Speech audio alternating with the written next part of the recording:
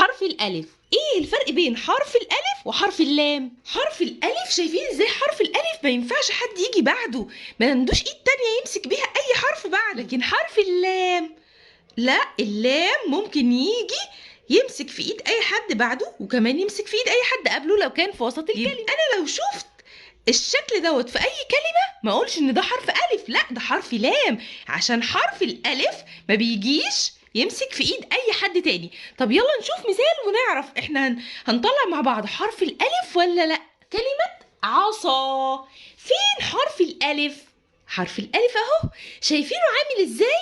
خلاص هو مسك في ايد الحرف اللي قبله وراح طالع شطور واقف شاطر ومظبوط، لانه مش ممكن اي كلمة تيجي هنا يمسك فيها، صح؟ عشان هو ايه؟ هو من الحروف اللي عملت حادثة. مش احنا اتفقنا ان حرف الالف من الحروف اللي عملت حادثة ومش بتعرف تمسك في ايد اي حد بعدها؟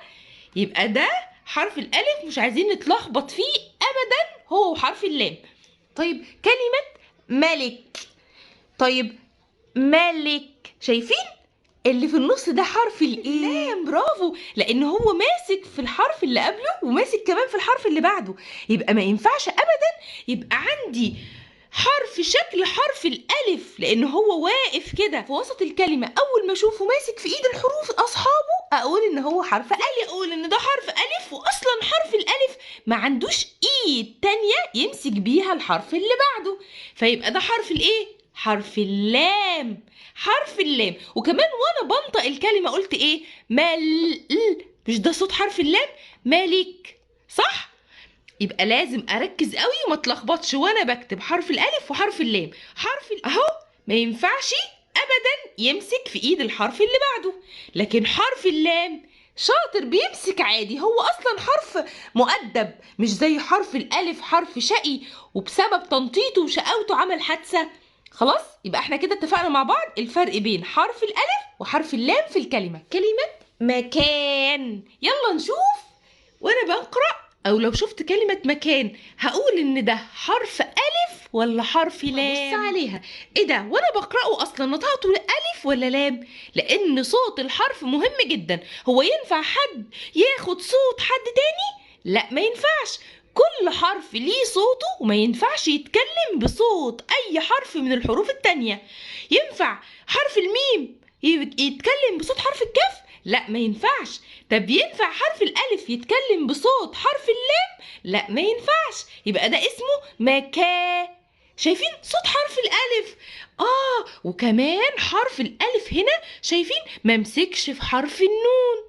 ليه يا شطار؟ علشان حرف الالف ما عندوش ايد تانية اصلا، هو ايده مكسورة، هو حرف شقي وعمل حادثة وايده التانية اتقطعت يا عيني، فما بقاش عنده ايد يمسك بيها الحروف اللي بعده. خلاص يبقى احنا كده هنا متأكدين ان ده حرف. طيب كلمة ملح، عارفين الملح اللي بنحطه في الاكل هو اسمه باللغة العربية ملح. طيب الكلمة دي نطقنا صوت حرف اللام، ايه ده بصوته صح؟ لان ما ينفعش زي ما اتفقنا اي حرف ابدا ياخد صوت اي حرف تاني.